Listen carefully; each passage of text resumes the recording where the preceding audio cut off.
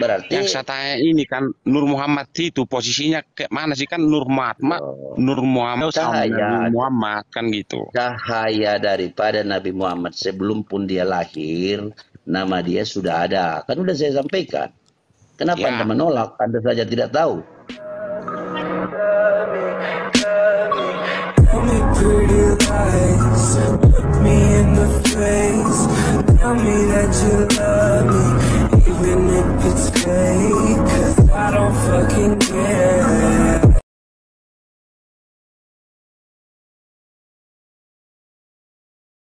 Berarti yang saya tanya ini kan Nur Muhammad itu posisinya kayak mana sih, kan Nur Muhammad, Nur Muhammad sama Nabi cahaya Muhammad kan gitu. cahaya daripada Nabi Muhammad sebelum pun dia lahir, nama dia sudah ada. Kan udah saya sampaikan.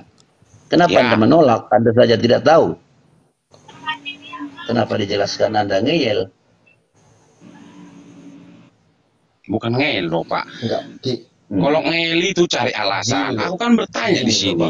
Iya, saya sudah Nggak menjawab. apa-apa, dia bertanya, nggak apa-apa. Saya sudah menjawab. Ya nggak apa-apa, kita jawab. Nah, lalu Kalau bagaimana lagi? ngeyel cari alasan gitu kan loh. Iya, sekarang apalagi Coba, belum lagi merasa puas maksudmu? Begitu. Kalau kita manusia kan kepuasan, kalau pertanyaan kita dijawab dengan benar kan gitu loh Pak. Iya, saya udah jawab. Lalu bagaimana lagi? Hmm. Terus gimana? Maksudnya Nur Muhammad sama Muhammad itu kan masih jauh itu ceritanya Iya, kan gitu. cahaya Muhammad. Kan Apalagi? Nur Muhammad itu masih jauh. Nabi Belum Adam, dia Nabi lahir. Nabi Belum Adam dia aja lahir. sama Bang, Muhammad selisih abad aja. Selisih abad aja masih jauh kan gitu. Belum lahir. Pertanyaannya begini, sabar Bang Hos. Poinnya apa yang mau disampaikan Pak Iya, Agil? apa Biar nggak poinnya benar-benar, sekarang? sampaikan aja poinnya apa? Poinnya Yang silakan. mau kau sampaikan. Ya, sampaikan aja, biar kita dengar. Kan Nur Muhammad ini kan asal dari, istilahnya Tuhan menciptakan dunia ini kan untuk Nur Muhammad kan gitu. Di mana Enggak. narasinya itu?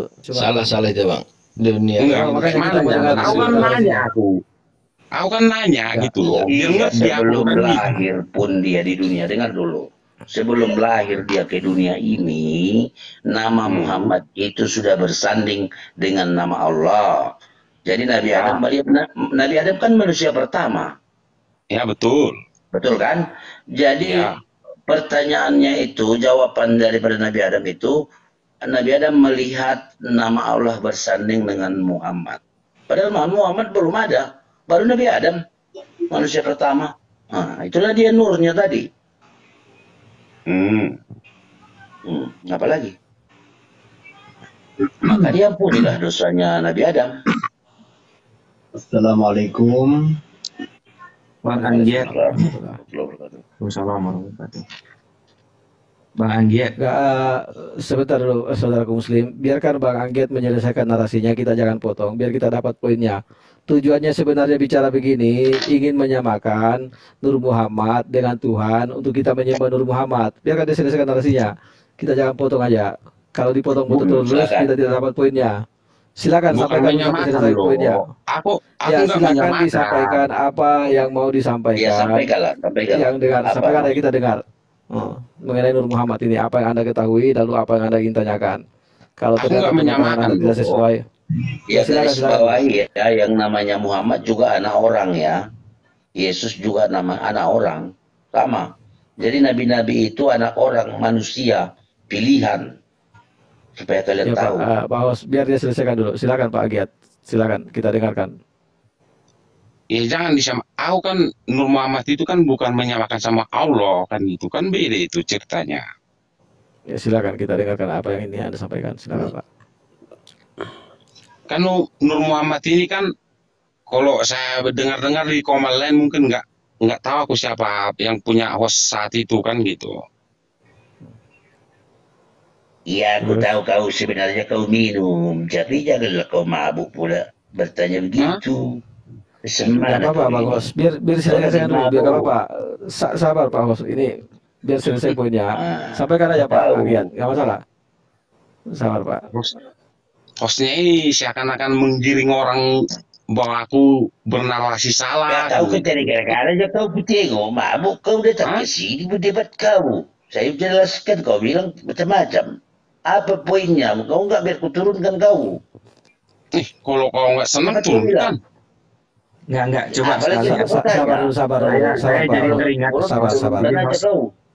Ya mungkin Ayo, mungkin cepat. saya jawab, nggak tahu apakah memuaskan untuk Bang Anggiat, tapi ketika bicara Nur Muhammad itu saya teringat sebuah cerita dari salah satu ustadz saat kita menyambut Maulid Nabi dulu.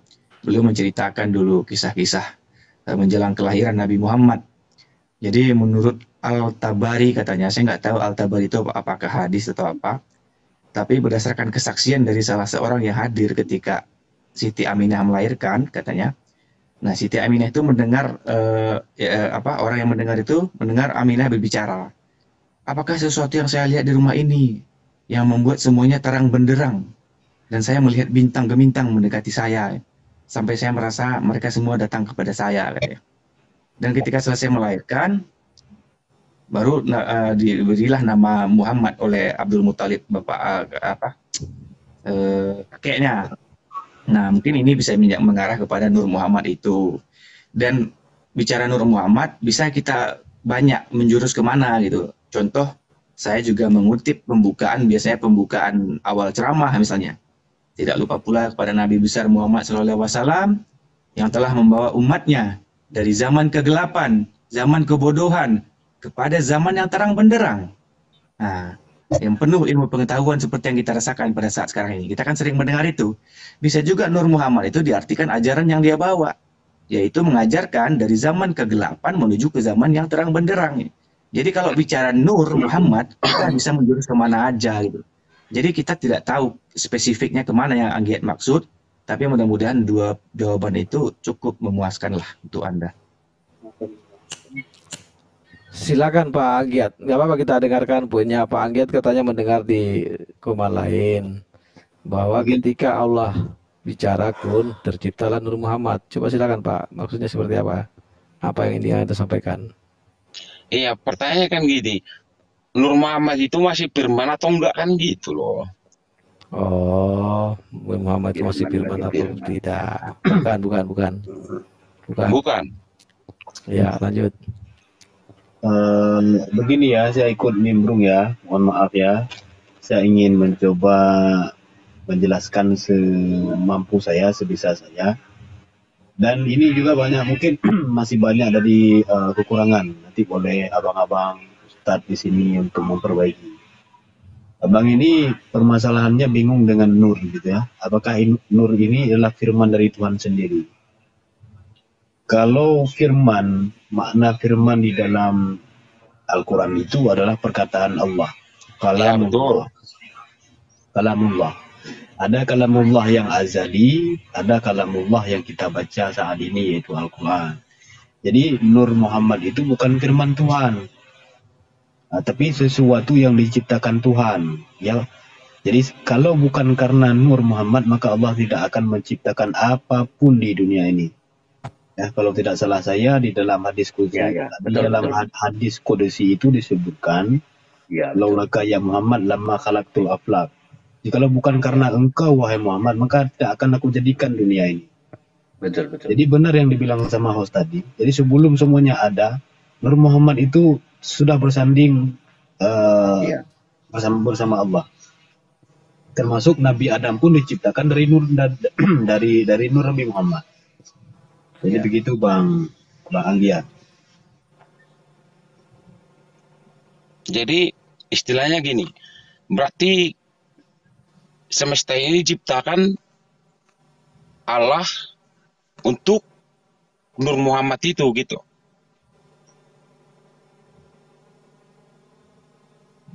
Untuk penerang dari cahaya kegelapan jahiliyah.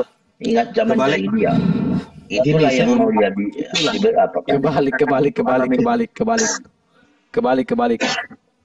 Ya, saya teringat begini ya. Saya teringat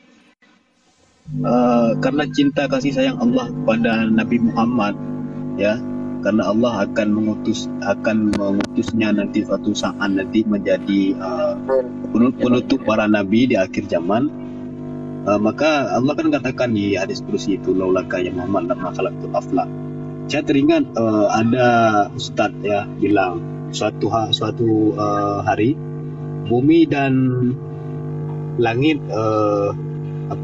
berdebat. Jadi sosokan lah. Jadi kata langit, siapa hebat aku samamu bumi? Kata bumi, kata langit, hebat aku lah. Aku ada bintang kalau malam indah. Ada Maaf sebentar, mic-nya Pak Muhammad Jen, noise mic-nya Bang Jen. Ya, lanjut. Ya, jadi kata langit, ya hebat aku lah. Aku kalau malam ada bintang, ada bulan, ada planet segala macam, gitu kan? Oh enggak, hebat aku lah. Aku di sini ada gunung, ada laut, itu ada pemandangan alam yang sangat indah juga. Jadi tidak kalah menariknya dengan kamu. Oh enggak, lebih hebat aku. Aku ada aras, gitu. Ada aras tempat bersemayamnya Allah. Itu ya, tempat bersemayamnya Allah dan para malaikatnya. Sedangkan di situ di bumi tidak ada. Sampai ujung cerita, bumi berkata, hebat akulah samamu langit, karena di sini akan diturunkan yang namanya kekasih Allah, ya, manusia paling sempurna, paling mulia, yang alasan Allah menciptakan ini semua, termasuk Allah menciptakanmu dan aku ini karena dia.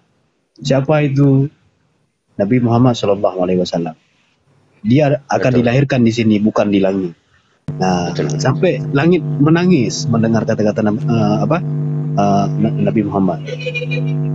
Jadi enggak, Pak Petra, kan Anda tadi bilang, ada hadis yang mengatakan, takkan kuciptakan dunia ini kalau tidak karenamu ya Rasul Muhammad, kan gitu kata Allah kan? Ya. Benar. Berarti alasan Allah menciptakan alam semesta ini hanya untuk Nabi Muhammad, kan gitu. Assalamualaikum warahmatullahi wabarakatuh. Waalaikumsalam. Jadi Saya dapat sumber dari pertanyaan Pak Anggiat ini. Saya barusan googling.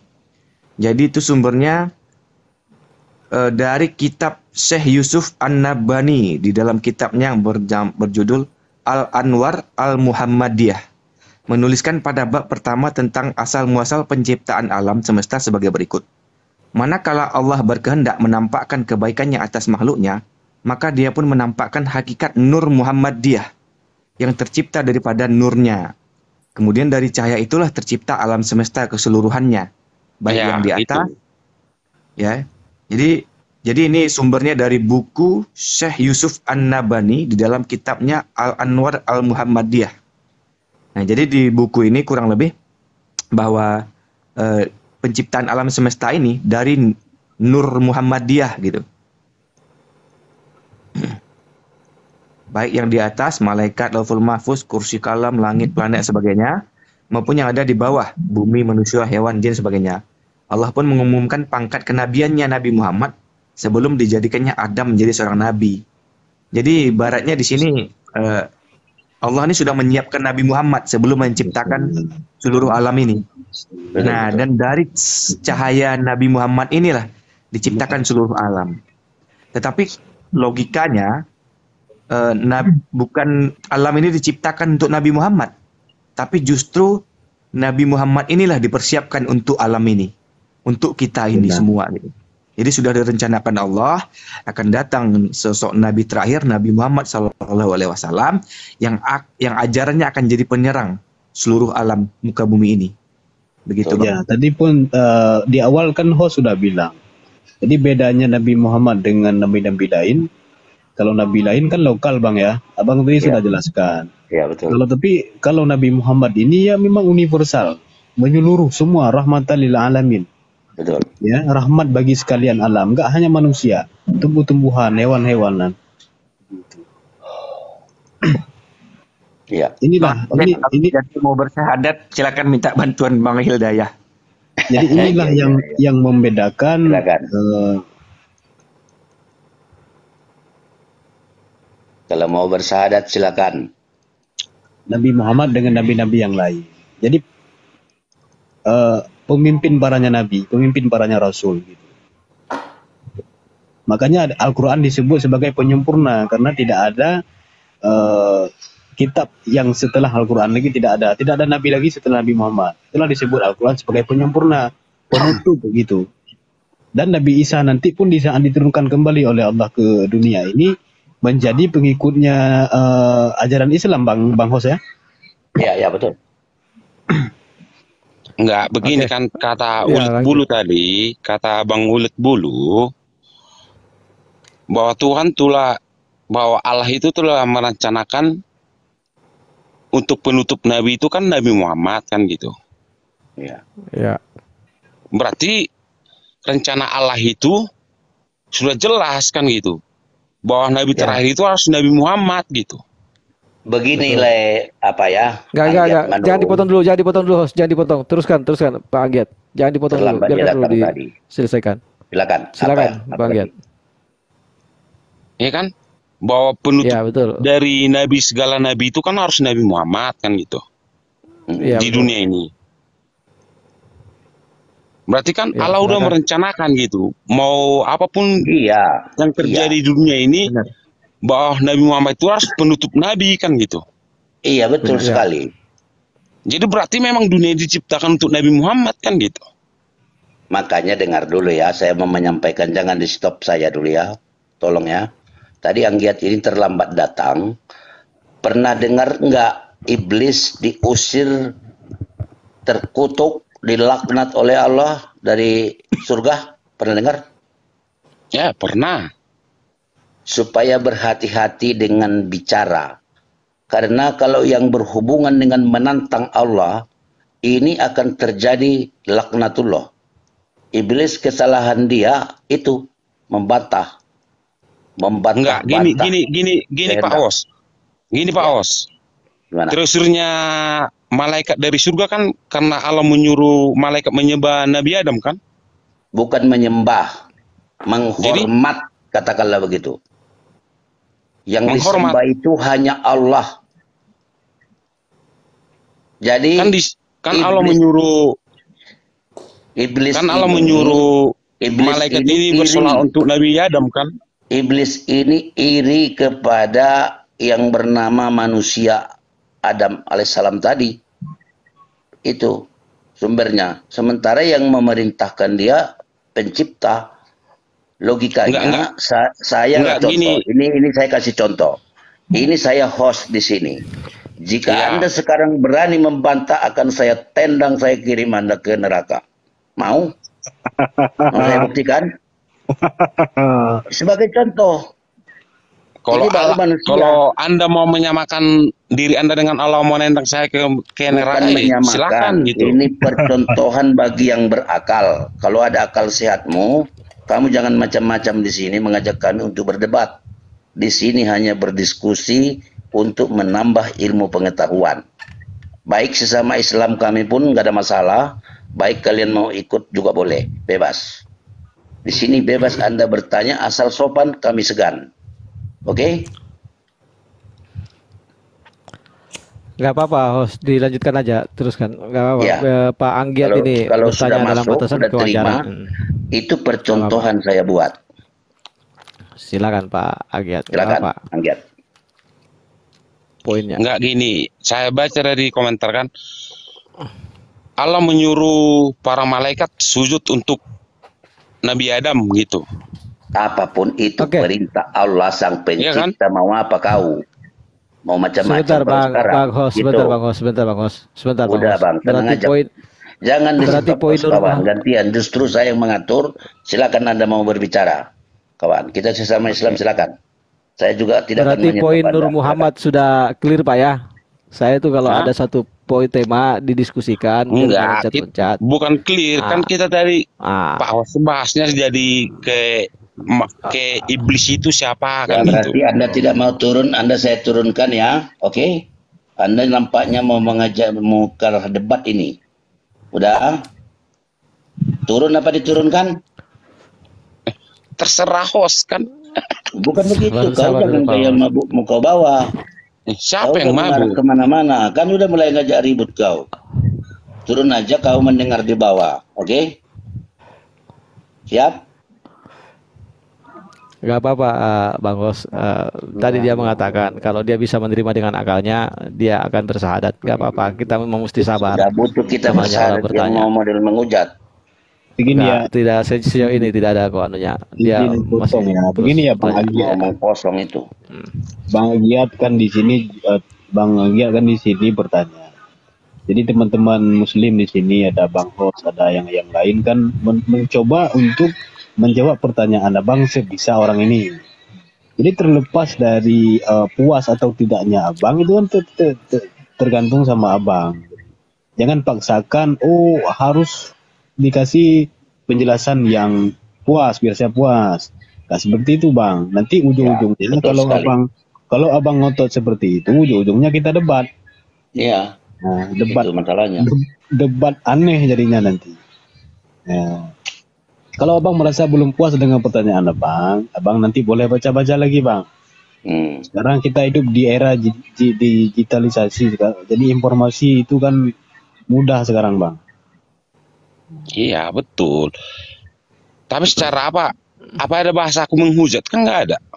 Seperti kata Aus tadi. Ada aku menghujat. Ada. Dengar dulu saudara, dengar ya. Anda memang belum menghujat, tetapi Anda mengakui anak orang Tuhan itu fitnah bagi kami umat Islam. Arahnya nanti itu pintu masuk. Gini Pak Hos, aku belum kuceritakan samamu. Jadi jangan kau buat framing menuankan anak orang kan gitu. Terus Yesus itu bukan anak orang itu? Yesus itu firman yang menjelma jadi orang. Nah, kan sudah benar kan? Itulah fitnahmu itu, jalan masuk menghujat Allah kau nanti. Kau menghujat, ujung-ujungnya kamu nanti pasti mau mengolok-olok gitu. Gini loh Pak Hos. Kalau nggak percaya itu mau mengajak kami berdebat ya? Aku sekarang kan bertanya samamu soal keimananku kan belum ku kasih tahu samamu kayak mana kan gitu. Jadi loh Pak Hos. Aku posisinya penanya di sini. Jawaban tadi belum puas kau. Karena belum puas masih nanya kan gitu Pak Hos. Mana lagi? Silakan. Tanya lagi. Tanyalah Bang. Kalau bisa kami jawab. Ayo, silakan. Tanya lagi lah. Ya, kalau kau nggak bisa jawab, nggak usah keluar bahasa menghujat, mengini, framing gitu loh. Nah, kan kau ngajak ribut kau ini. Siapa yang ngajak ribut? Sabar. Mohon maaf Pak. Udah kita turunkan saja ya. Dia ini nggak mau turun kalau nggak diturunkan ini. Begini modelnya ini, namanya gaya mabuk. Paulus. Sabar Pak Hos. Tanyalah Bang, tanya lagi. Langsung aja, jangan kemana-mana. Tidak puasnya di mana, langsung bahas. Iya. Tanyalah. Apa Bang? Biar Abang puas, tanya lagi lah. Nah, kalau soal puas kita di sini bukan pemuas nafsu, jadi tidak bakalan itu. Gak apa-apa, bertanya aja. Di sini. Bertanya aja Pak. Enggak kayak gini, soal kejatuhan malaikat jadi iblis itu. Kan kalau menyuruh para malaikat kan sujud untuk Nabi Adam kan? Hormat. Iya. Iya, yang apa bahasanya bersujud nggak apa-apa, sujud ya. Terus lanjut. Sujud sama hormat apa bedanya? Ya, lanjut aja. Menurutmu? Hah? Nanti kau lanjutkan bilang lanjutkan poinnya. Ini kepada Allah, yang memerintahkan Allah. Lalu mau kan sujud tanda menghormati kan gitu. Iya lanjut. Iya, lanjut. Oke, lanjut. Sekarang posisi manusia sama malaikat itu siapa lebih tinggi? Menurutmu? Manusia. Iya malaikat lah. Kan di situ masalahmu. Jadi masalahmu di situ. Makanya kau tuhankan malaikat. Pertanyaannya Pak. Makanya kau tuhankan malaikat. Itulah yang menjadi satu. Tolong Muslim, tolong satu Muslim. Bicara ya kawan ya. Makanya kau tuhankanlah malaikat yang sudah jadi iblis laknatullah itu. Dia minta izin kepada Allah Subhanahu wa taala untuk menyesatkan manusia keturunan anak cucu Adam. Ini fakta di hadapan kami. Kamu tersesat. Sekarang gini Pak Os. Jadi malaikat itu nggak lebih tinggi dari manusia? Manusia paling mulia di sisi Allah. Lengkap. Jadi makanya malaikat itu iri. Makanya Allah itu menciptakan manusia untuk menjadi komandan di dunia ini, pemimpin, khalifah. Biar paham. Kamu ini sebenarnya pemimpin, khalifah kamu ini. Tapi kamu ingkar kepada Allah. Pak. Udah dijawab ya, Pak. Nah, sekarang Pak, kalau dalam kekristenan iblis diciptakan atau tidak? Enggak, gini loh. Maksudnya tanya dulu lah. Iblis diciptakan dalam kekristenan atau tidak? Jawab aja. Mana dalilnya, silakan. Kalau diciptakan atau tidak diciptakan, atau setara bapak dia, silakan. Nah, kan menurunkan bingung lagi. Bang, saya mohon izin Bang. Ini Bang Anggiat ini, saya setelah dia tanyakan tentang malaikat dan jin ini, saya jadi sadar bahwa dia benar tujuannya hanya berdebat. Karena pertanyaan itu sering saya dengar, dan orang Kristen mengutip hasil dari perdebatan Dr. Zakir Naik dengan William Campbell. William Campbell yang menanyakan itu pertama kali. Enggak, dengar dulu. Tapi pertanyaan itu adalah pertanyaan yang biasa diajukan oleh orang Kristen untuk memancing perdebatan. Ya, sekarang saya jelaskan. Ayat yang kamu kutip dari pertanyaan itu adalah Al-Kahfi ayat 50. Ya, saya bacakan. Dan ingatlah ketika kami berfirman kepada para malaikat, sujudlah kepada Adam. Maka sujudlah mereka, kecuali iblis. Dia adalah dari golongan jin. Dari situ kamu berpikir bahwa iblis itu malaikat kan? Sekarang saya sampaikan kepada kamu, satu-satunya kata yang pasti di dalam Al-Kahfi ayat 50 itu adalah kalimat terakhirnya yang menjelaskan posisi iblis itu. Dia adalah dari golongan jin. Tidak ada secara pasti dikatakan bahwa iblis itu malaikat. Tetapi Al-Quran di dalam surat itu dengan sangat jelas mengatakan dia adalah dari golongan jin. Maka jangan sampai jangan abang katakan lagi bahwa iblis itu malaikat ya. Nah sekarang jelaskan di dalam kitab. Pertanyaannya gini. Udah sujud. Enggak, gini loh Bang. Yang kalau sujud sama Nabi Adam itu jin apa malaikat gitu? Iblis. Malaikat. Yang di mana? Yang disuruh sujud? Yang disuruh sujud iblis. Yang disuruh Allah sujud sama Nabi Adam itu semua malaikat atau jin? Semua malaikat. Semua, dua-dua. Tapi iblis yang tidak mau bersujud, menghormati. Maksudnya sini menghormati Adam gitu loh. Tapi dia tidak menghormati Adam, tetapi dia tahu sang pencipta yaitu Allah gitu loh. Nah, tetapi nggak seperti dalam Kristen. Walah iblis cobai Tuhan pula, gimana tuh? Iblis nekat pula dia, katanya Yesus Tuhan, dicobai pula itu. Nah, ini dia. Coba di mana iblis diciptakan dalam Bible, ayo. Iya. Ayo. Kacauannya di situ, Anggiat. Kalau iblis di dalam Islam dia tidak hormat ini memang sama Adam. Tetapi dia tahu sang pencipta yaitu Allah, dia nggak membangkang gitu loh. Dia hanya minta diberikan kekuatan gitu loh. Tapi dia nggak membangkang gitu kan. Dalam artian pembangkangan, dalam artian nggak terlampau jauh pembangkangannya. Dia tahu itu Bang Allah sang pencipta gitu loh. Oke Bang Sidik, begini sedikit saya tambahkan ya. Jadi di dunia ini hanya dua Anggiat menurung ya. Siang malam. Betul? Pagi sore. Laki-laki perempuan. Pintar bodoh. Betul kan? Hidup mati. Kaya miskin. Surga neraka. Jadi pilih Tuhanmu yang mana, Allah Subhanahu wa taala atau iblis yang dilaknat oleh Allah. Dia mendapat izin untuk menyesatkan manusia. Silakan pilih yang mana yang kau tuhankan. Ayo, pilih. Cepat milihnya, jangan lama. Setauku belum ada agama yang memilih iblis. Setauku agama enggak ada yang memilih iblis. Enggak ada ya. Berarti Tuhanmu Allah, kau akui. Mengaku kau Tuhanmu Allah Subhanahu wa taala, pencipta alam. Mau? Mau?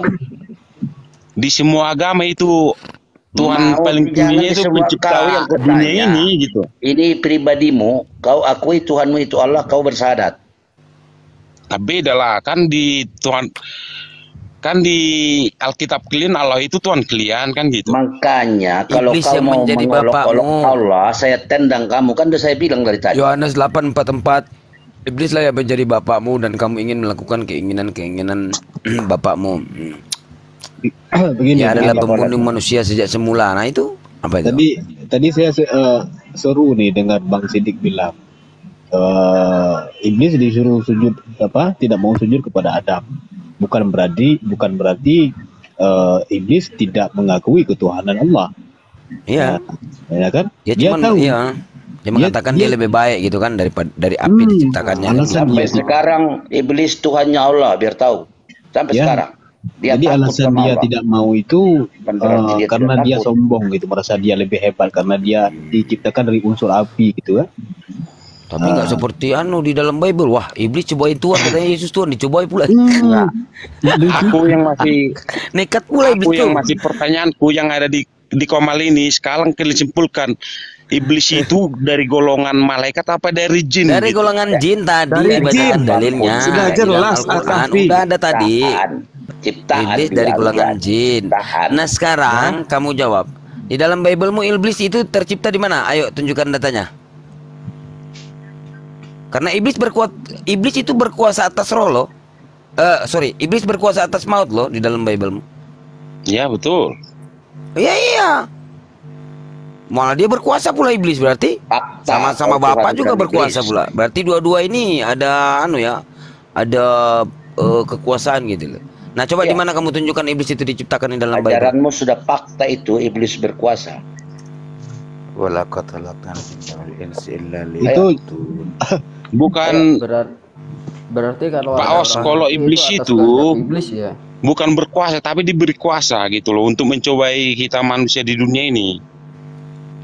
Iblis berkuasa atas roh. Ibrani bentar ya, Ibrani 12. Seperti ketika di kitab suci kan iblis meminta kepada Allah untuk mencobai nabinya di Ayub kan gitu. Kan diberi sama Allah, diizinkan gitu. Jangan kau tuhankan dia. Dia itu siapa yang menuhankan dia?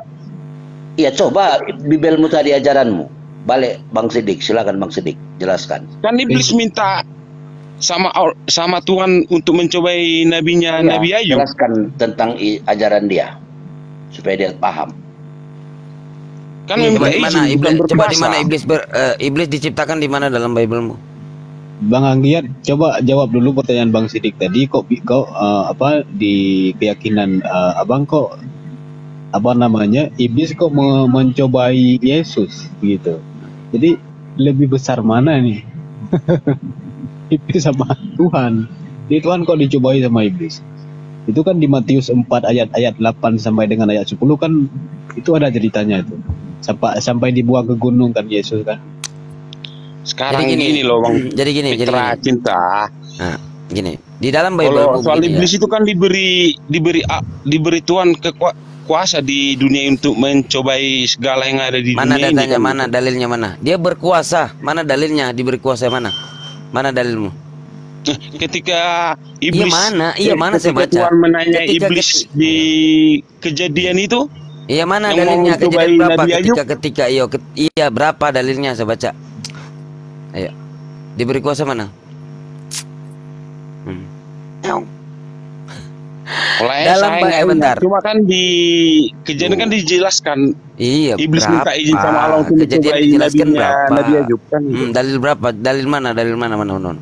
Mana dalilnya? Matius berapa? Kejadian berapa? Ulangan, Bilangan, Mamat. Aduh. Karena gini, di dalam Biblemu dikisahkan Tuhan dipaksa mengorbankan diri guna membayar tebusan dosa. Dalam Bible dikisahkan Tuhan sama sekali tidak memiliki kuasa untuk menolak tuntunan untuk membayar tebusan. Jadi Bible mengisahkan bahwa penguasa maut sanggup memaksa Tuhan untuk menuruti kehendaknya. Tuhan harus mati menebus dosa manusia agar terbebas dari maut. Lalu siapakah penguasa maut yang dimaksud dalam Bible ini? Kitab Ibrani menjelaskan iblis adalah penguasa maut di dalam Ibrani 2 nomor 14. Gini bunyinya, karena anak-anak itu adalah anak-anak dari darah daging, maka ia juga menjadi sama dengan mereka dan mendapat bagian dalam keadaan mereka, supaya oleh kematiannya ia memusnahkan dia, yaitu iblis yang berkuasa atas maut. Jelas sekali Paulus, ini kan surat Paulus ya. Paulus membuat Bible menyatakan bahwa iblis memiliki kekuasaan atas maut. Dan dengan kuasanya itu iblis dapat memaksa Tuhan untuk menuruti kehendaknya. Tuhan dipaksa untuk bunuh diri oleh iblis guna membayar tebusan. Dan hebatnya lagi, Paulus menggambarkan Tuhan tidak dapat menolak tuntutan iblis yang satu ini, sehingga ia terpaksa harus mati menebus dosa manusia kepada sang penguasa maut. Jadi kepada siapa ini? Kepada iblis ternyata dia disalibkan itu. Silakan kamu jawab.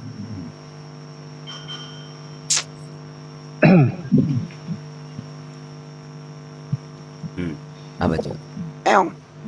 Blukutuk. Bang. Amantu billah wa bima kalallah. Sadarlah Pak, makanya Pak ikuti ajaran Yesus, apa yang diajarkan Yesus gitu loh. Yesus mengajarkan menyembah kepada Sang Pencipta. Dia bukan Tuhan. Yohanes 17 nomor 3, engkau satu-satunya Allah yang benar, Yesus yang diutus. Dan yang lebih sadisnya lagi Bang Siddiq, ya saya sering juga diskusi sama debater Kristen ya. Mereka nanya begini, siapa lebih hebat, Tuhan Yesus sama Tuhan Allahmu? Tuhan Allahmu bisa jadi manusia nggak? Ini kan pertanyaan yang sangat bodoh saya rasa. Tuhanmu bisa jadi manusia nggak? Jadi sang penguasa jagat raya dipaksa untuk jadi manusia. Jadi gimana logikanya? Kok sang pencipta disuruh paksa jadi manusia? Kalau belum jadi manusia belum sah jadi Tuhan kan? Karena mengikuti ajaran Paulus, Roma 14 nomor 9. Nah itu baca.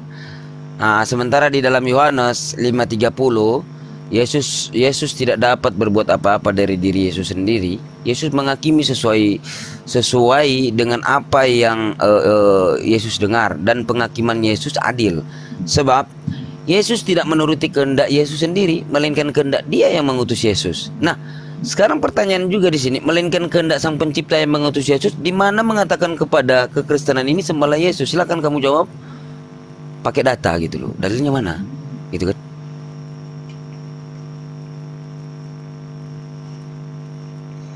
Ini mungkin bisa bantu Andi Sidabutar. Bang Siddiq. Bang Siddiq. Anda lemah kali lo baca Alkitab itu. Di mana? Apa tadi Abang bilang? Biar ku jawab. Ya, silakan baca di Yohanes 5:30. Enggak, tadi terakhir Abang bilang apa tadi? Melainkan kehendak Dia yang mengutus Yesus, di mana mengatakan kepada kalian itu sembahlah Yesus. Melainkan kehendak Dia di sini siapa? Bentar. Bentar. Saya Yesus tidak dapat berbuat apa-apa. Saya nggak berbicara gila disembah. Saya nggak berbicara gila disembah di sini. Saya minta data. Saya minta data. Mana di situ tidak gila disembah? Mana datamu? Tidak gila disembah mana? Datamu mana? Bawa datamu. Dalilmu mana tidak gila disembah Yesus? Iya, mana datamu? Dalilmu mana? Mana data? Yesus tidak gila disembah. Datamu mana? Mana datamu? Yesus saja suruh orang-orang menyembah Allah, Ande. Lukas 4 nomor 8, sebab ada tertulis, sembahlah Tuhan Allahmu, hanya kepada Dia saja engkau berbakti. Jadi kalau Yesus tidak minta disembah, jelas karena Dia utusan Allah. Jadi buat apa seorang utusan yang sudah jelas-jelas di Yohanes 13:16 untuk mau disembah? Yesus seorang raja, Tuhan Yesus sebagai raja di dunia ini. Di mana?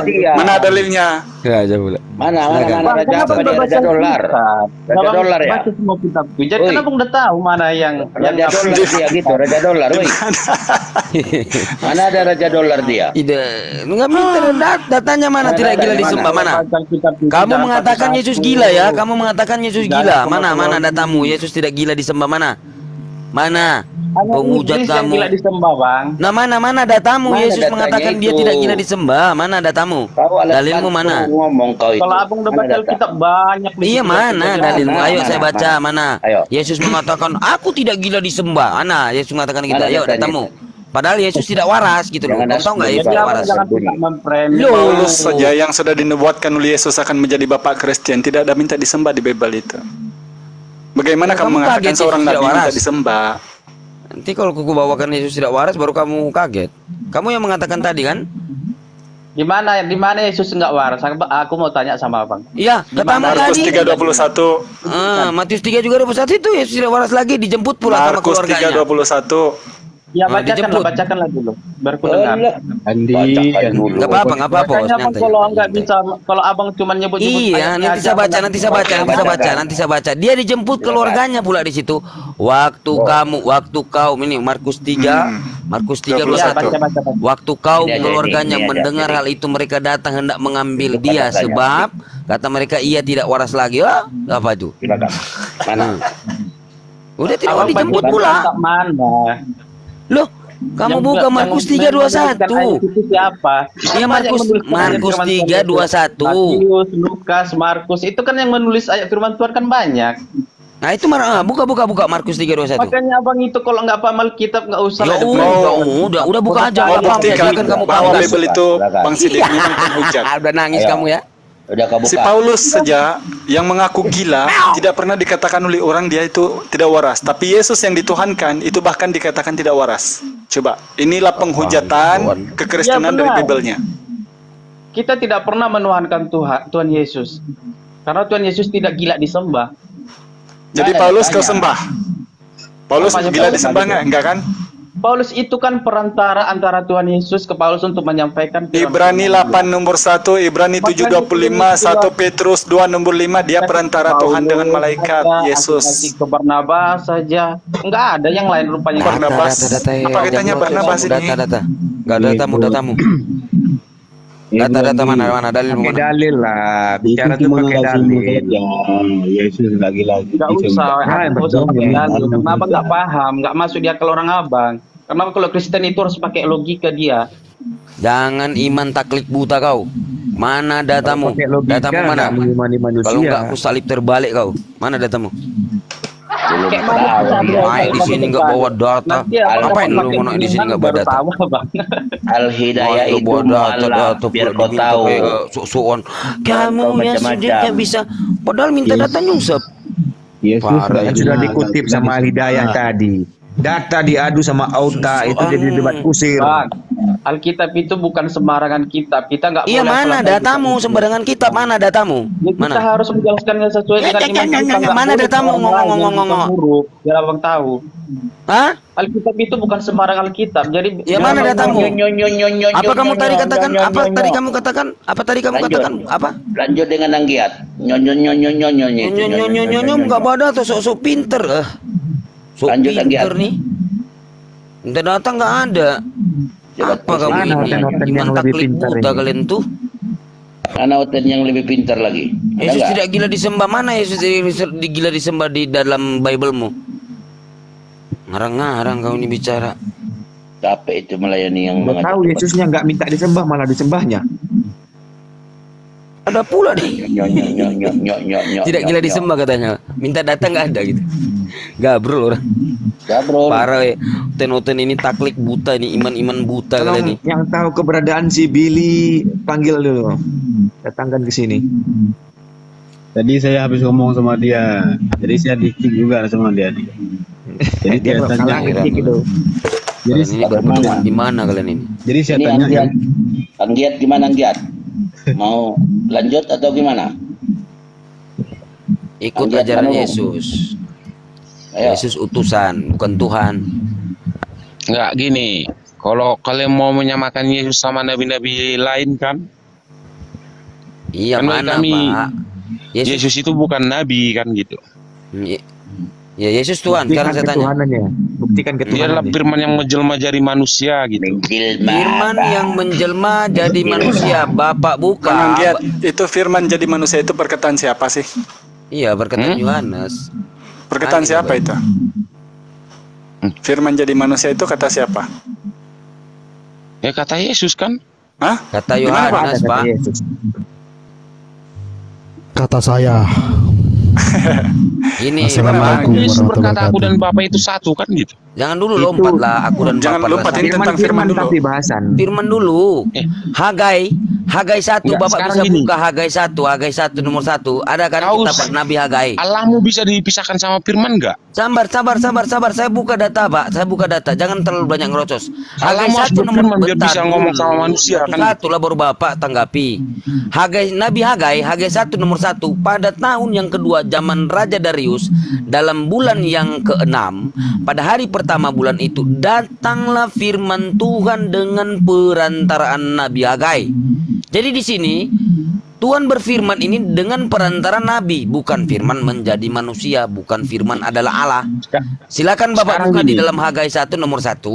Itu kemana Allah Tuhan itu berkata sama Hagai kalau enggak melalui firman gitu. Iya, kalau di dalam Yohanes yang Yohanes tuliskan, pada mulanya adalah firman, firman bersama-sama dengan Allah, firman adalah Allah, firman menjadi manusia. Di mana Pak Nabi Hagai di sini mengatakan firman menjadi manusia? Hagai 2, bentar, selesai dulu. Hagai 2 nomor 1 Nabi Hagai dalam bulan yang ke-7 pada tanggal 21 bulan itu datanglah firman Tuhan dengan perantaraan Nabi Hagai. Nah, jadi di situ jelas seperti yang tertulis di dalam Yohanes 12 49-50, aku berkata-kata bukan dari diriku sendiri, Bapa yang memerintahkan berfirman. Yohanes 17 nomor 8, Yesus menerima firman dan sudah diberikan firman itu. Begitu, Pak. Nah, di dalam Yesaya 40:25, dengan siapa hendak kamu samakan aku? Seakan-akan aku seperti dia, firman yang kudus. Jadi firman ini tidak bisa disamakan dengan apapun, apalagi menjadi manusia, Pak. Jadi itu perkataan Yohanes, bukan perkataan Yesus. Di dalam Yohanes 1 nomor 1 sampai Yohanes 1:14 itu gitu. Kalaupun perkataan Yesus, Bapak harus kembali di dalam Yohanes 12 itu jelas, Pak. Kalau di dalam Yohanes gini ya bunyinya ya. Jadi di sini, jadi apapun yang perkataan Yesus itu dari Bapa, dari Sang Pencipta. Sebab Yesus berfirman bukan dari diri Yesus sendiri, tetapi Sang Pencipta yang mengutus Yesus. Jadi apapun yang keluar dari mulut Yesus itu yang diperintahkan Sang Pencipta. Nah itu, dialah yang memerintahkan. Bentar dulu dong. Jadi di dalam Yohanes 12:49-50, jadi gini bunyinya kan? Sebab Yesus berkata-kata bukan dari diri Yesus sendiri, tetapi Bapa yang mengutus Yesus. Jadi Sang Pencipta yang mengutus Yesus. Dialah yang memerintahkan Yesus untuk mengatakan. Jadi apapun yang keluar dari mulut Yesus itu yang diperintahkan Bapa. Berarti bukan perkataan Yesus. Semua yang dikeluarkan dari mulut Yesus itu perkataan Bapa. Begitu kalau Bapak memahami, bukan aku. Sekarang gini, firman itu kan perkataan Bapa. Iya, Bapak ngerti nggak? Yesus sendiri yang perkataan Bapa gitu loh. Sebab berarti Anda menuhankan perkataan. Iya, bolot. Anda menuhankan perkataan. Bolot. Gitulah kau.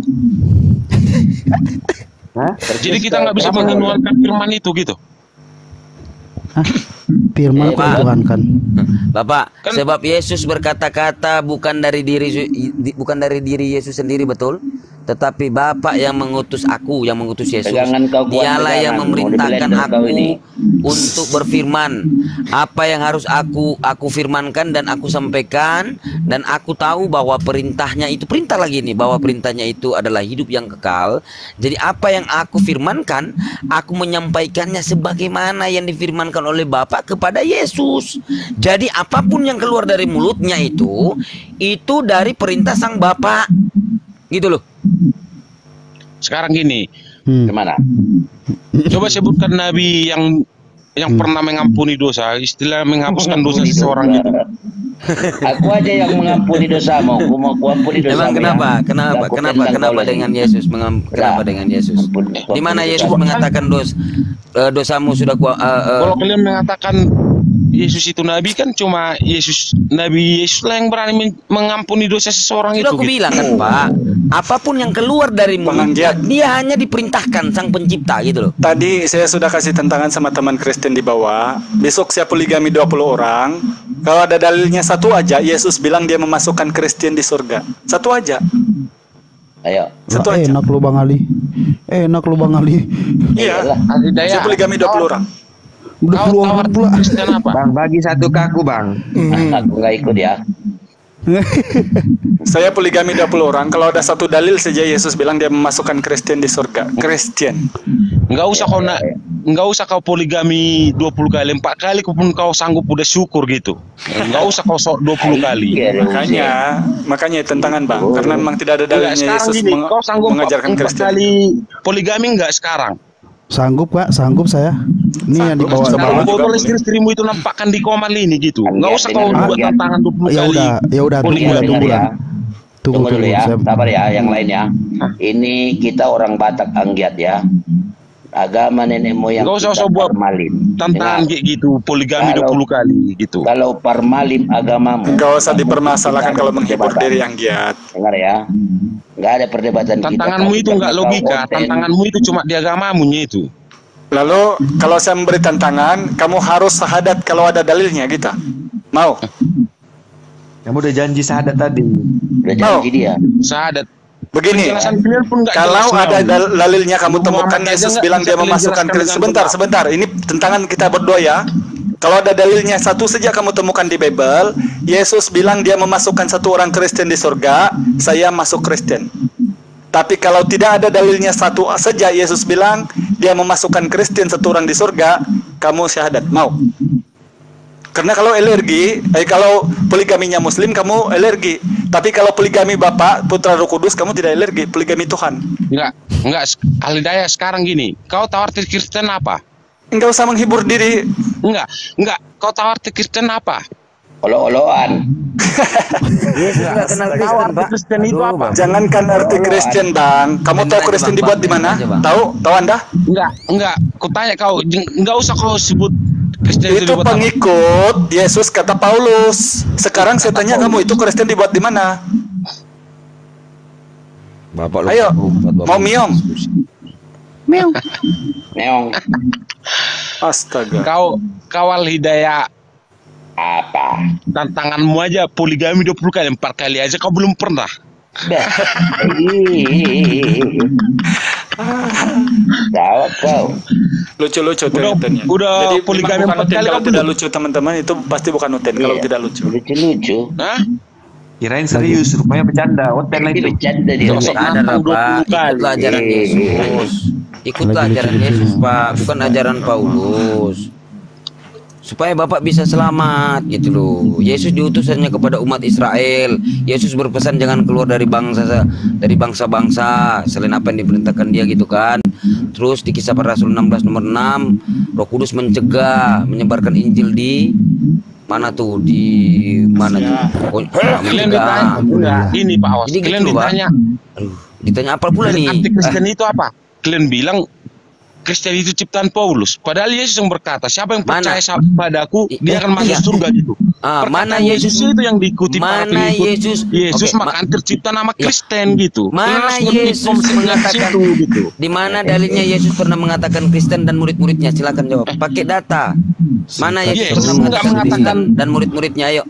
Murid-muridnya mana pernah mengatakan yang mempercayai dia gitu loh. Kalian harus tahu konsepnya itu gitu. Jangan kamu terlalu bangga ketika kamu bilang kamu Kristen dari nama Kristus. Kristen itu berasal dari nama Christ. Ingat ya, Yesus berkata dalam Yohanes 8:12, waspada dan berhati-hati karena banyak orang memakai di dalam namaku dan menyesatkan banyak orang. Juga Matius 24 nomor 4 dan 5. Kalian lah itu. Kapan orang Islam memakai nama Yesus menjadikan dia Tuhan? Enggak. Jadi kamu terlalu berbangga ketika diperintahkan oleh Paulus, kamu menyembah kepada Yesus, padahal ternyata Yesus bilang, kalau kamu memanggil dia Tuhan, berdoa dalam namanya, dia tidak pernah mengenal kamu, Bang. Matius 7:22-23 itu, mereka bernubuat dalam namamu, mengusir setan dalam namamu, dan melakukan banyak mukjizat dalam namamu juga. Pada waktu itu, aku akan datang kepada mereka dan berkata, anialah dari hadapanku, aku tidak pernah mengenal engkau, kamu sekalian pembuat kejahatan, yang memanggil dia Tuhan itu. Kau baca ayat jangan satu-satu, baca per-perikopnya. Sekarang kalau kamu baca satu Bible itu, kamu temukan Yesus bilang dia Tuhan Kristen? Kamu bisa? Satu Bible. Saya tidak, persilakan kamu, saya tidak mau putung-putung ayat, seputong atau sebutir. Ada Yesus bilang dia Tuhan Kristen di Bible? Ada? Nggak, coba satu kau cari ayat satu Bible-mu. Siapa yang melihat aku sudah melihat Bapa gitu? Ada nggak Yesus pernah bilang kayak gitu? Oke, Markus 14:65, mulailah beberapa orang meninju, meludahi dia dan memukulnya, dan berkata dia ini seorang nabi. Sekarang saya tanya, apakah Bapak itu boleh dipukul di ludah? Ayo. Miong lagi. Ayo. Aduh. Kau tahu Yesus itu firman? Firman apa? Balik lagi si Firman. Firman menurun. Itu nama orang si Firman menurun. Buang. Parah ini. Parah kau, parah. Udah, turun apa diturunkan? Biar aja dulu. Biar bikin hiburan aja. Ini yang dabling siapa ya? Bang Mo. Belum matang, harus goreng terus. Bang Anggi itu. Bang Anggi itu berdabling, dia pakai sound system kayaknya. Coba Bang Anggi di mute dulu Bang Anggi. Tetapi jika kebenaran Allah oleh dustaku semakin melimpah bagi kemuliaannya, mengapa aku masih dihukumi lagi orang berdosa? Itu ajaran Paulus, makanya Bapak ikuti ajaran Yesus. Di dalam Matius 24:4 nomor 5 lah. Waspadalah supaya jangan ada orang yang menyesatkan kamu, sebab banyak orang yang akan seperti yang dikatakan tadi ya teman saya itu ya. Nah, di dalam 2 Korintus 11 nomor 13, sebab orang-orang itu adalah rasul-rasul palsu, pekerja-pekerja curang yang menyamar sebagai rasul-rasul Kristus gitu loh. Nah, Paulus di dalam Roma 3 nomor 7 gini, tetapi jika kebenaran Allah oleh dustaku semakin melimpah bagi kemuliaannya, mengapa aku masih dihakimi lagi? Berarti dia ini apa Pak? Berdusta. Nah, dia mengajarkan ini kebenaran walaupun dengan berdusta gitu loh. Pada berdusta nih. Tetapi jika kebenaran Allah oleh dustaku gitu loh. Mengajarkan tapi berdusta dia ini. 2 Korintus 12 nomor 16. Baiklah aku sendiri bukan merupakan suatu beban bagi kamu, tetapi kamu katakan dalam kelicikanku aku telah menjerat kamu dengan tipu daya. Nah, berdasarkan hal di atas coba Bapak cermati catatan sejarah siapa sebenarnya yang dimaksud sebagai rasul palsu. Kenapa dia mati dipenggal? Dan Matius, Markus, Lukas, Yohanes, Bapak lihat di dalam versi kekristenan pula mereka itu mati mengenaskan Pak. Karena kenapa? Kalau Bapak lihat penulis Yohanes, kalau Bapak lihat dalam penulis Yohanes, saya buka ya data Yohanes ini, dia sudah dipenggal Pak Yohanes ini. Dia sudah dipenggal tahun 46 Masehi. Nah, sekarang Injil Yohanes ditulis tahun berapa, Pak?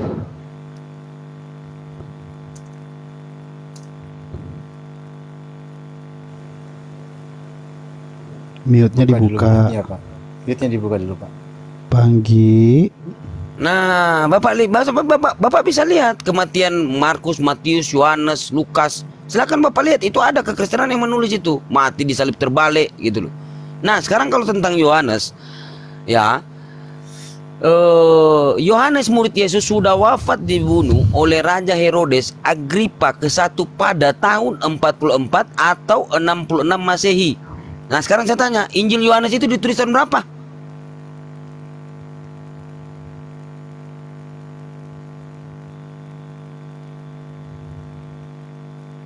Nah, silakan Pak. Kalau di dalam Lukas, Lukas 1 nomor 1 sampai 3 itu kitab-kitab penyelidikan, diselidiki.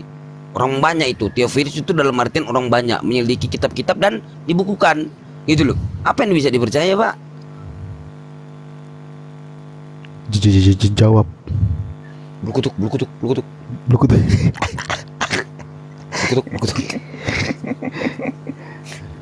Udah selesai di sebelah Bang Sidik. Udah tadi ketiduran.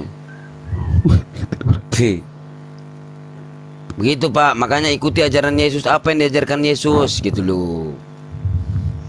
Cari. Jadi menurut Yesus ya di Yohanes 21:25 itu, kalau ditulis semua pekerjaan dan pengajaran yang dikerjakan oleh Yesus, agaknya satu dunia pun tidak dapat memuat kitab itu. Tapi ketika kita melihat Kisah Para Rasul tulisannya Lukas, Kisah Para Rasul 1 khususnya 1 nomor 1 sampai 4. Dalam bukunya yang pertama, teman-teman, bukan buku yang satu dosen, bukan juga satu negeri, bukan satu kampung, apalagi satu bumi. Bukunya yang pertama saja, dia sudah menulis semua ajaran yang dikerjakan dan diajarkan oleh Yesus. Bayangkan. Tetapi menurut Yohanes 21 nomor 25 itu satu dunia pun tidak dapat dimuat kitab itu kalau ditulis ajaran Yesus. Gak jelas. ngomong ya. Sendiri yang ngomong udah dijelasin pula. Bapak cari ajaran Yesus gitu loh. Buka Bible Bapak, cari ajaran Yesus gitu loh. Jangan ajaran Paulus. Matius 15:24, aku diutusannya kepada domba yang hilang dari umat Israel. Yohanes 17 nomor 3, Yohanes 11:42. Inilah hidup yang kekal itu, bahwa mereka mengenal engkau satu-satunya Allah yang benar, dan mengenal Yesus Kristus yang telah engkau utus. Aku berkata kepadamu, sesungguhnya seorang hamba tidaklah lebih tinggi daripada tuannya, ataupun seorang utusan daripada dia yang mengutus Yesus. Jikalau kamu tahu semua ini, maka berbahagialah kamu jika kamu melakukannya. Aku berkata kepadamu, sesungguhnya barang siapa menerima orang yang kuutus, ia menerima aku. Dan barang siapa menerima aku, ia menerima Sang Pencipta yang mengutus Yesus. Yohanes 13, 16, 17-20. Kamu telah mendengar bahwa aku, Yesus, telah berkata kepadamu, aku pergi tetapi aku datang kembali kepadamu. Sekiranya kamu mengasihi aku, kamu tentu akan bersuka cita karena aku pergi kepada Bapakku, sebab Bapa Sang Pencipta lebih besar daripada Yesus. Yohanes 14 nomor 28. Yohanes 7:21, bukan setiap orang yang berseru kepadaku Tuhan, Tuhan akan masuk ke dalam kerajaan surga, melainkan dia yang melakukan kehendak Bapa yang di surga, kehendak Sang Pencipta. Apa kehendak Sang Pencipta itu, Pak? Begitu, menyembah kepada Sang Pencipta seperti yang diajarkan Yesus. Markus 12 ada lagi Bang 29, ya. Silakan Ustaz. Narasinya tadi ini yang mengatakan kebanggaan memang ini teman-teman Kristen ketika Yesus mengatakan aku dan Bapa adalah satu. Ini kebanggaan mereka nih sampai hari kiamat. Itu kan di Matius, di Yohanes 10:30. Tanpa mereka membaca 29-nya. Itulah saya bilang teman-teman Kristen ini, kalau ada satu ayam goreng ditumpukan sayur-sayur, dimakan ayam gorengnya, teman-teman, dibuang semua sayurnya, dikasih makan anjing mungkin. Di 29-nya itu berbunyi begini, Bapakku yang mengutus aku, dia lebih besar daripada aku dan siapapun. Kalau kamu menuruti firmanku, kamu juga percaya kepada Bapa yang mengutus aku. Dan aku dan Bapa adalah satu. Berarti sumber ajarannya itu dari Bapa, bukan artinya pribadi Bapa ditinju, diludah dan dipukul. Karena Bapa itu di 1 Timotius 6 nomor 16 tidak boleh dilihat oleh manusia. Bahkan Yesus mengatakan di Yohanes 5:37, kamu tidak pernah mendengar suaranya, rupanya pun tidak pernah kamu dengar, tidak pernah kamu lihat. Di Yohanes 1:18 juga. Tapi imannya oten-oten ini atas dasarnya perintah Paulus. Kalau kau percaya bahwa dia adalah Tuhan, kamu diselamatkan katanya. Padahal apa yang dikatakannya bukan firman Tuhan yang tadi dibacakan 2 Korintus 11 nomor 17. Jujur Paulus ini. Mau saya bongkar si Paulus? Ayo coba kamu bernarasi. Saya bongkar si Paulus. Siapa si Paulus di Bible? Bakar dulu rokoknya Bang Alidaya. Begitu Bapak. Jangan cuma comot-comot. Bapak comot Yohanes 10:30 gitu kan. Padahal Bapak nggak baca juga dari atas. Nah, Yohanes 10:25, Yesus menjawab mereka, aku telah mengatakannya kepada kamu, tetapi kamu tidak percaya. Pekerjaan-pekerjaan yang kulakukan dalam nama Sang Pencipta, itulah yang memberikan kesaksian tentang Yesus. Tetapi kamu tidak percaya karena kamu tidak termasuk domba-dombaku. Nah, lanjut di dalam Yohanes 10:29 tadi yang dipaparkan Ustadz Alidaya kan gitu. Nah, terus masuk di dalam Yohanes 10:30. Masuk juga di dalam Yohanes 10:31. Yohanes 10:31, sekali lagi orang Yahudi mengambil batu untuk melempar Yesus. 10:32 kata Yesus kepada mereka, banyak pekerjaan baik yang berasal dari Sang Pencipta yang kuperlihatkan kepadamu. Pekerjaan manakah antaranya yang menyebabkan kamu melempari aku? Yohanes 10:33 jawab orang Yahudi itu, bukan karena satu pekerjaan baik maka kami mau melempari engkau, melainkan engkau menghujat Allah. Dan karena engkau sekalipun hanya seorang manusia saja menyamakan dirimu dengan Allah. Jadi yang dimaksudkan di sini, Pak, kalau kita lihat di dalam Bilangan 23 nomor 19, bahwasanya di situ tertulis Allah bukan manusia dan bukan anak manusia. Di dalam Hosea 11 nomor 9, Sang Pencipta itu Allah itu bukan manusia. Karena apa? Di dalam Matius 5 nomor 17 sampai 20, janganlah kamu menyangka bahwa aku datang untuk menegakkan hukum Torah atau kitab para nabi. Ini kitab para nabi juga bukan cuma hukum Torah. Masih bernafas kayak ini, takut dia pingsan tadi mau syahadat kan? ini bangunkan ini dulu, kayak takut pingsan. Kalau diajarin nama anaknya setengah-setengah kayak gini nih, begitu di mute nggak tahu cara bukanya. Iya, takutnya dia ngomong sendirian tadi di luar tuh. Iya makanya. Jadi bahwa Yesus datang jadi janganlah kamu menyangka bahwa Yesus datang untuk meniadakan hukum Taurat atau kitab para nabi. Yesus datang bukan untuk meniadakannya, melainkan untuk menggenapi. Karena Yesus berkata kepadamu, sesungguhnya selama belum lenyap langit dan bumi ini, satu iota atau satu titik pun tidak akan ditiadakan dari hukum Taurat sebelum semua terjadi. Jadi bukan cuma hukum Taurat, Pak, sampai kitab para nabi ini. Nah, apa kitab para nabi yang bunyinya? Bilangan 23 nomor 19. Allah bukan manusia dan bukan anak manusia, Hosea 11 nomor 9. 2 Tawarik 6 nomor 18. Bumi tidak mampu menampung sang pencipta. Apa pula gitu, Pak? Itu kitab para nabi gitu loh. Jadi ini saya sharing-sharing sedikit tentang Paulus membatalkan Taurat beberapa ayat di Bible ya. Silakan. Insya Allah mudah-mudahan saya ingat, karena saya demi Allah saya tidak punya Bible ini ya. Kalau salah mungkin mohon dikoreksi, dicatat aja. Yang selalu dibahas Efesus 2:15 sudah orang tahu bahwa itu dengan matinya sebagai manusia katanya dia telah membatalkan Taurat, hukum Taurat. Galatia 2:16, tidak seorang pun yang dibenarkan untuk melakukan hukum Taurat, cukup untuk beriman saja, kata Paulus. Roma 4:14-15, hukum Taurat tidak berguna lagi, kata Paulus. Galatia 5 nomor 2, lagi-lagi aku Paulus berkata kepadamu, kalau kau menyunatkan dirimu, Kristus Yesus sama sekali tidak berguna bagimu. Jadi Kristen ini mau maju salah, mau Gustan juga salah. Mau bersunat salah, tidak bersunat lagi-lagi salah. Karena membantah ayat ini, kalau mereka sunat ikut Yesus. Nah di Roma 3 nomor 20, tidak seorang pun yang dapat dibenarkan melakukan hukum Taurat, karena justru oleh hukum Taurat orang mengenal dosa, kata Paulus. Bayangkan. 1 Korintus 7:19, sebab bersunat atau tidak bersunat, tidak penting, kata Paulus. Di Roma 12 nomor 12, sebab semua orang berdosa tanpa hukum Taurat akan dibinasakan. Tanpa hukum Taurat, dan semua orang akan binasa di bawah hukum Taurat. Lihat narasi Paulus, ketika orang katanya di bawah hukum Taurat akan binasa. Seperti persis ini teman-teman Kristen mengatakan, kalau melakukan hukum Taurat itu akan mati. Saya itu teman-teman, karena saya penghafal Bible juga, saya membaca dari Kejadian sampai Wahyu, saya mencari satu orang saja yang mati karena hukum Taurat, belum ada saya jumpa di Bible. Begitu juga kemudian di Roma 6 nomor 14. Kamu tidak lagi dikuasai dosa karena kamu tidak lagi di bawah hukum Taurat, kata Paulus. Nah begitu juga di 1 Korintus 10 nomor 25 ya, yang saya singgung tadi. Kamu boleh makan segala sesuatu yang dijual di pasar katanya, daging, tanpa mengadakan penyelidikan atau keberatan-keberatan rohani. Ini kata Paulus ini. Padahal kata Yesus ini ya, siapa yang mengajarkan hukum Taurat, siapa yang tidak melakukan hukum Taurat sekalipun yang paling kecil dan mengajarkan kepada orang lain, tempatnya di mana? Paling bawah dalam kerajaan Allah. Matius 5:19. Tambahannya ada 10 kesamaan dengan pagan. Tambahan yang disampaikan oleh Ustadz Ali Dayang. 10 kesamaannya dengan pagan copy paste. Saja, lanjut Ustadz. Silakan Pak Anggiat, silakan. Pak Anggiat. Kalau nggak tahu cara buka mic-nya Pak, itu ada di dekat tanda komentar di sebelah kanan di bawah Pak itu Pak. Takutnya Anda nggak bisa mencet. Atau Bapak coba salto sekali, itu biasa otomatis kebuka Pak. Bapak salto sekali, itu biasa buka. Ah iya, malah turun dia. Ayo, Oten yang mau naik. Siapa nih? Ya gitulah, Ikon Villa, saya mau izin turun dulu ya. Di sini sudah pukul 2, dekat pukul 3 di sini. Besok saya mau kerja. Insya Allah mohon maaf ya kalau ada salah kata sebelum saya turun. Bang Sira, host, terima kasih atas komalnya. Mohon maaf kalau saya ada kesilapan kata-kata juga kepada teman Kristen di bawah. Intinya kita dalam diskusi memang begitu ya.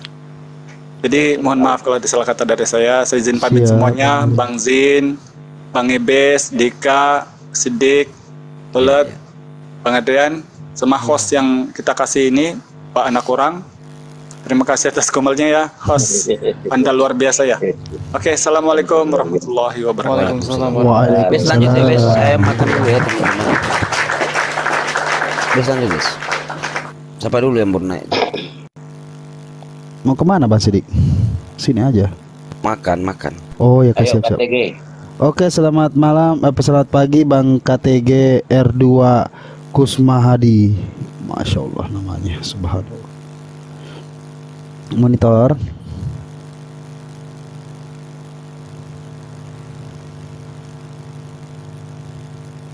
Kemana? Sampai di atas kenapa lemas? Ayo. Ini orang-orang yang udah tidur kali, Bang Sera, dari tadi kayaknya minta naik. Kalau gitu kita turunkan dia, kalau memang nggak mau lagi buka suara. Tidur kayaknya dia tuh. Coba pilih-pilih lagi tuh. Oke, diturunin ya. Kalau memang nggak mau buka. Ini yang baru naik, siapa ini? Duda. Selamat pagi, Duda. Selamat pagi. Orang tidur juga. Bukan tidur, itu modus. Modus.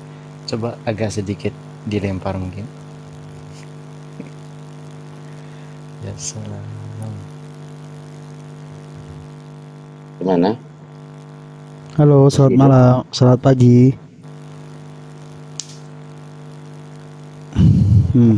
Mati pula. Tidak ada tanda-tanda kehidupan, Pak. Nggak ada ya. Sampai di atas gemetar, berkencing-kencing, kabur. Ada lagi yang minta permintaan? Permintaan sepertinya sudah habis. Kita cari aja niatan yang di bawah nih. Atau silakan request kalau memang mau naik.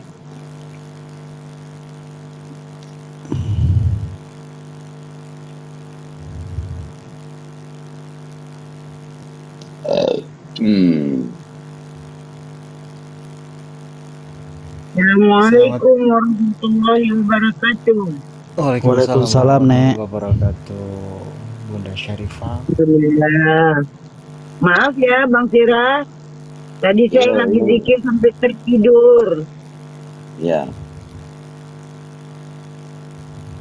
Kabar sahabat-sahabat sekalian.